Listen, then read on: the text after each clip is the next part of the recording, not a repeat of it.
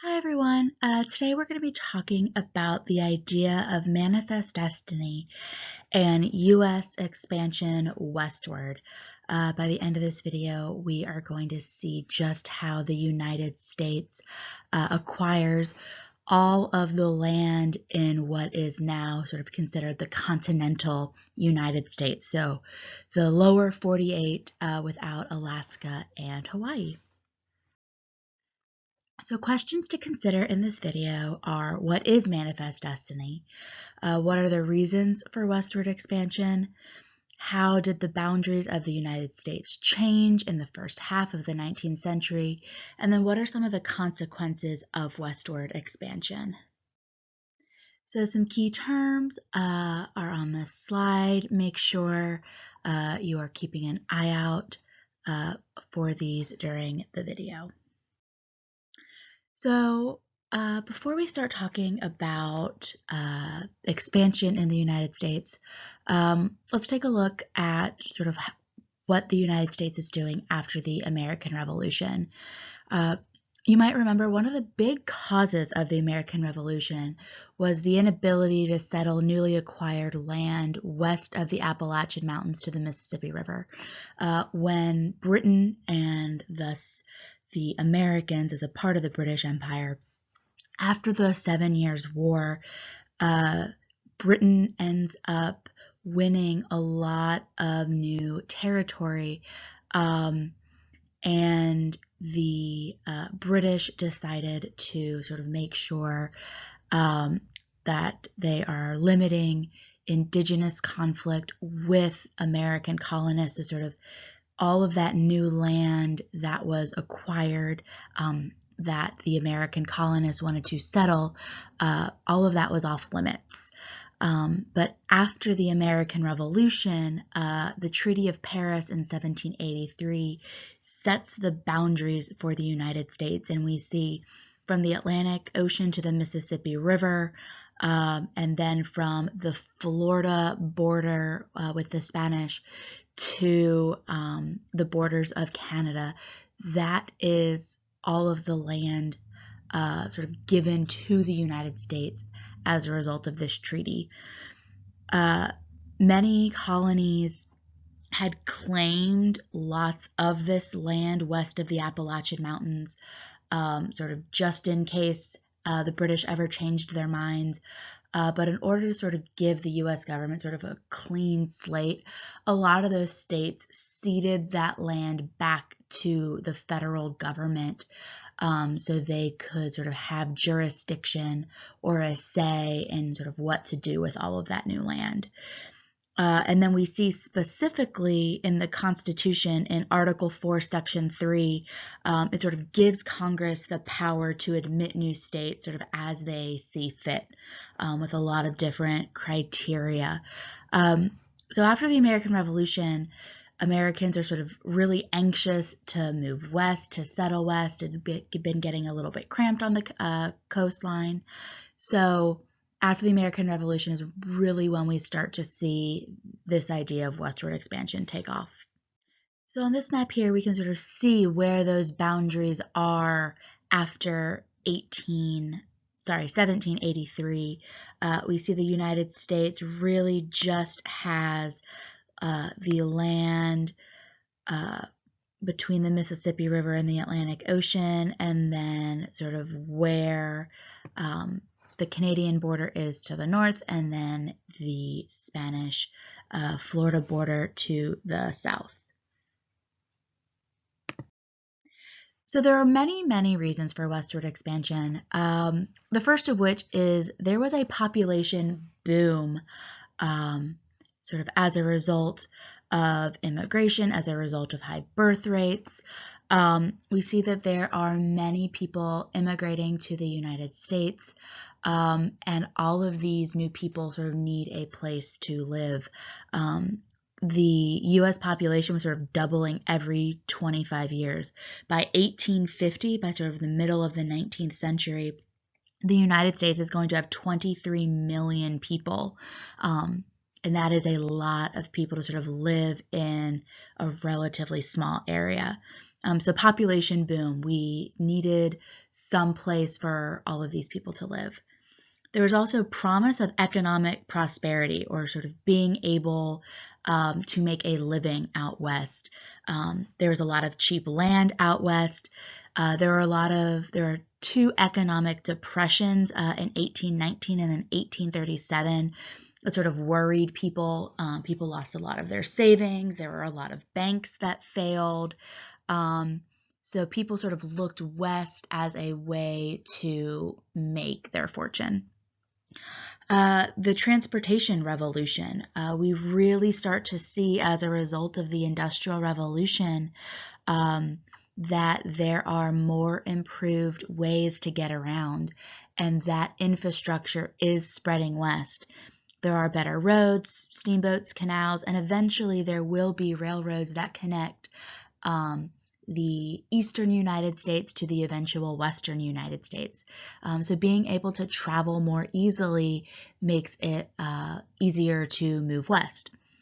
And then we also have this idea of manifest destiny as a reason for westward expansion.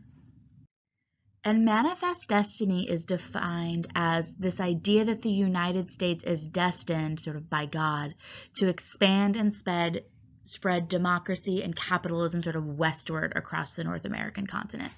That the United States, that Americans sort of have this duty to sort of spread the ideals that founded this country as far west as they can. And this manifest destiny idea is very much a driving factor for a lot of people moving west. So we are going to start to take a look at just how the United States acquires all of the territory that we now consider the lower 48 states of the United States. So this map shows us sort of what the North American continent looks like in 1800. Sort of really before the United States starts making moves to acquire more territory. The United States on this map has the borders that were defined in the Treaty of Paris in 1783. But we're going to see very, very quickly that by the middle of the 1850s, so just 50 years, this map changes drastically, and the United States of America spans from the Pacific Ocean to the Atlantic Ocean. So the first sort of big land purchase that the United States makes is the Louisiana Purchase in 1803. And this doubles the size of the United States. The entire Louisiana territory, which the United States purchases from France, is about 828 square miles, and it's purchased for about $15 million, which sounds like a lot, but it's really only about 3 cents per acre, which is still a pretty good deal. But the Louisiana Purchase doubles the size of the United States. It guarantees access to the Mississippi River and the Gulf of Mexico, including New Orleans, which was a very important port that Jefferson really wanted. And this is sort of really the first thing that starts to pave the way for U.S. westward expansion. And it really ends European expansion in North America. We start to see that with the Louisiana Purchase, this idea of moving westward even further than the Mississippi River sort of now seems possible. So Thomas Jefferson, after purchasing Louisiana, wanted to explore it. Jefferson really wanted to find an all-water route to the Pacific. After purchasing Louisiana, he wanted to see if there was a way that many rivers sort of connected across the United States. So it may have been possible to sort of take a boat all the way across the United States to the Pacific Ocean. So he hires Meriwether Lewis and William Clark to explore the region, which they did. And their trail extended from the Missouri River all through the Colorado Rockies, along the Columbia River to the Pacific Ocean. So they set out sort of shortly after this purchase was finalized, and spent a couple of years just really exploring this region. So here we actually see a map of Lewis and Clark's exploration. They start in St. Louis, sort of go all the way across Louisiana up into what is now Oregon and Washington State, and then eventually make their way back. Unfortunately, they did not find an all-water route to the Pacific, much to Jefferson's dismay, but this exploration does have sort of a significant impact on moving west later on. Because Lewis and Clark's expedition sort of bolsters the U.S. claim to Oregon. Oregon was sort of a contested territory between the British and the United States, but since Lewis and Clark went and sort of explored it, made some relationships with local indigenous groups, we start to see that the U.S.'s claim on Oregon gets a little bit stronger. And it also sort of opens up the West a little bit more to exploration. So next we have the Treaty of 1818.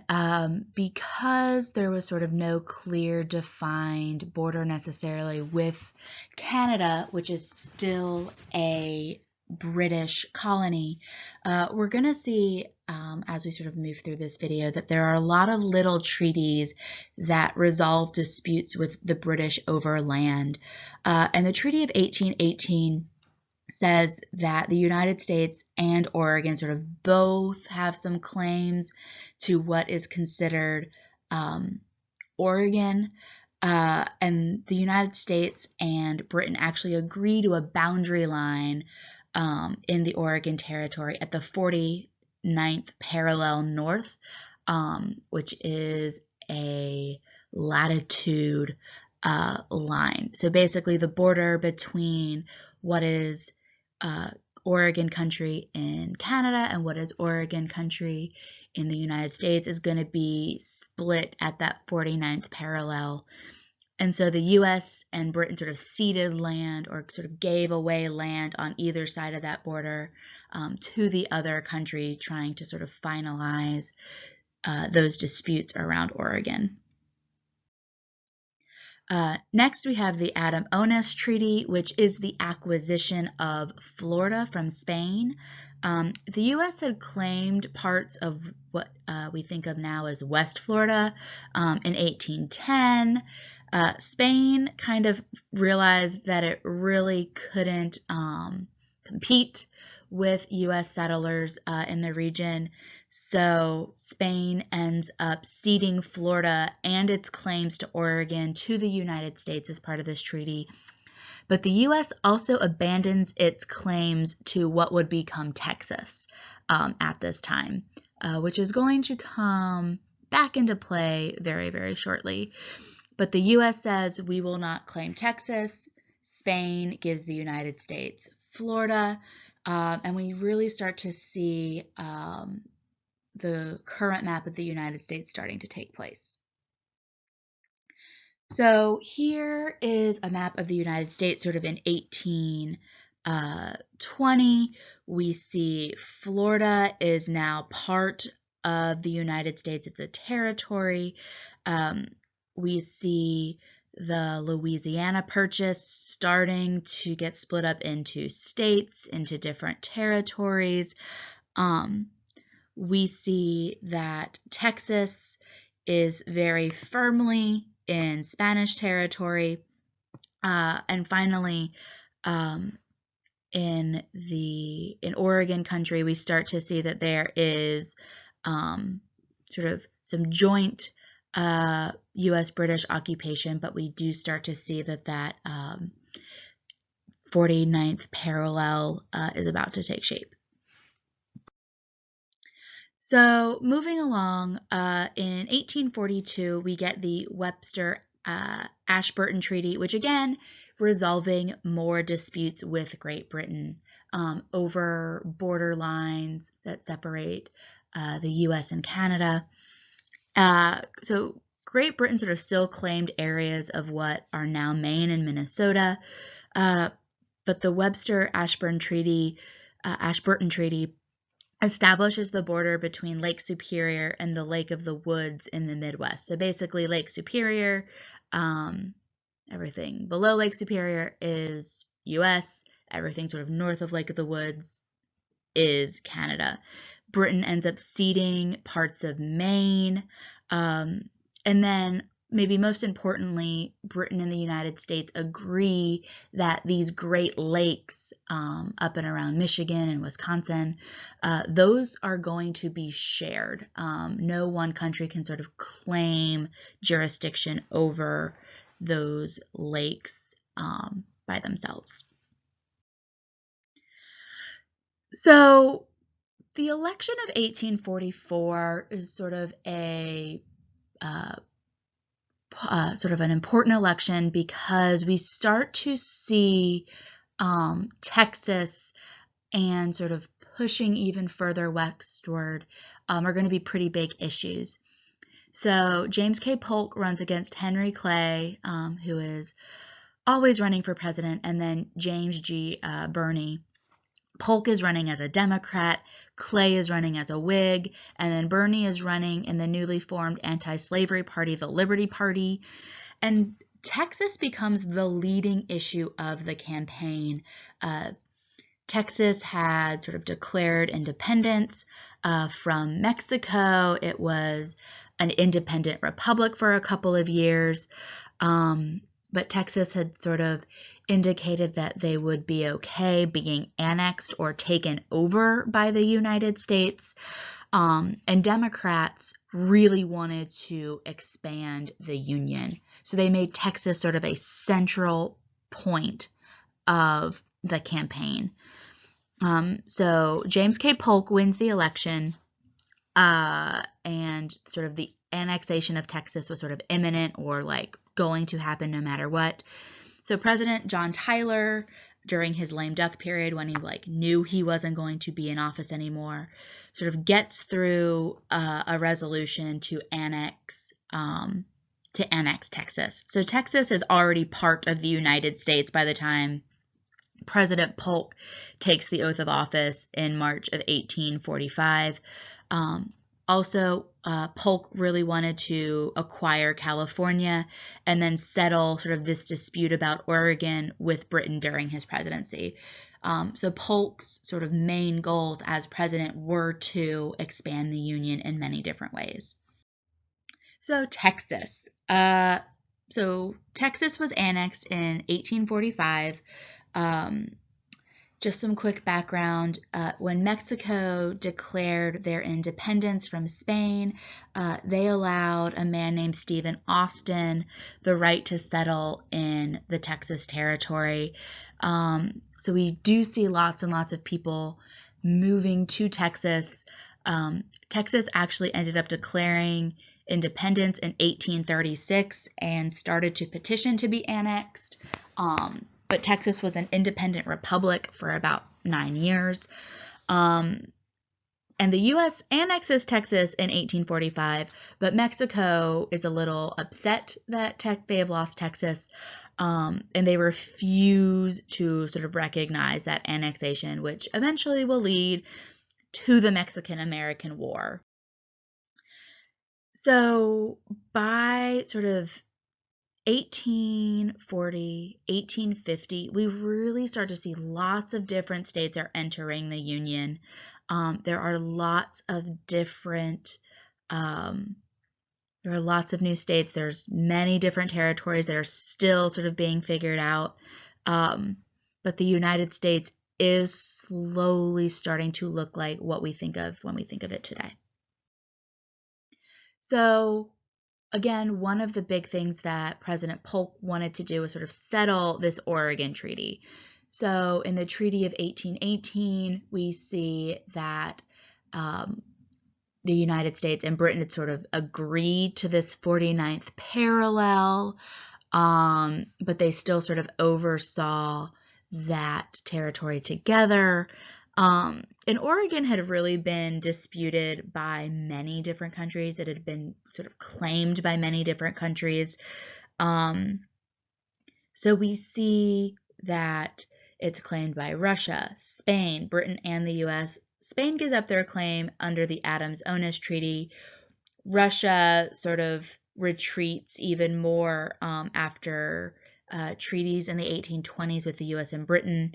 But as of 1846, that 49th parallel becomes the border between Canada and the United States. So the U.S. receives Oregon south of that 49th parallel. And we start to see that there is even more westward movement into Oregon via the Oregon Trail. Not only is it a fantastic 90s computer game, it is actually a real thing. So we start to see in 1836, Americans were sort of really leaving sort of the very crowded eastern part of the United States and moving west. The Oregon Trail is a 2,000-mile trail that begins in Independence, Missouri, and ends in Portland, Oregon, in the Willamette Valley. Along the Oregon Trail, 2,000 miles is a very long way to go. We see that many, many people died from fever, diarrhea, cholera, and we sort of see that the average number of deaths per mile is about 17, which is very high. But by the time this border dispute is settled, there are about 5,000 people living south of the Columbia River. And again, just another map that we can sort of see sort of all of these different routes where people would take west. So the Mexican Cession, the annexation of Texas sort of set off a little war between the United States and Mexico. But remember, Polk wants to buy California from Mexico. The United States has annexed Texas. Mexico is upset. They fight a war about it. And in the aftermath of that war, the United States would actually gain the land that would become California, New Mexico, Arizona, Utah, and Nevada. And the Mexican Cession is actually larger than the Louisiana Territory Purchase. So even more square miles are added to the Union by 1848. And then finally, by 1853, all of the land in the continental United States, in the lower 48 states, has been acquired via war, via treaty, via purchase. And this last piece, the Gadsden Purchase, it purchased some land in sort of southern New Mexico and Arizona from Mexico for about $10 million. And so by 1853, the United States has gone from basically this sort of the eastern seaboard minus Florida to the entire lower 48 states that we see today. But there were many consequences of westward expansion. One of the biggest is slavery. In those newly acquired territories, there is a lot of debate and discussion about how these new states should be admitted into the Union. How do we keep sort of the balance of power between slave states and non-slave states? So the Missouri Compromise prohibited slavery north of sort of the southern border in Missouri, but the addition of new territories sort of raised the question of slavery. And this idea of popular sovereignty sort of emerges as a way to avoid the issue. Basically, people in a territory can decide for themselves about slavery, but this isn't necessarily going to work. Slavery still becomes sort of the most contentious issue, sort of moving westward. And we also see even more removal of indigenous groups removed from their ancestral homelands. By 1890, all American Indians in the West would either be killed or put on reservations. There were no indigenous groups that were sort of allowed to stay on their ancestral homelands and practice their culture as they had for generations and generations. So slavery and forcible removal of indigenous groups are sort of the two big consequences of westward expansion. So this map just sort of sums up everything that we've talked about up to this point. We see that the United States, the lower 48 states, I should say, they are sort of created by war, by treaties, by purchases. We really see that the United States, as we see it today without Hawaii or Alaska, is sort of really shaped and formed during that first half of the 19th century with sort of purchases and war that get us to this map. So some key takeaways. The United States took steps to physically expand the country shortly after independence. Manifest destiny is the idea that Americans have a God-given right to spread democracy and capitalism westward no matter what. And then by 1853, all territory making up the continental United States had been acquired through treaties and war. So thanks for watching, and I will see you next time.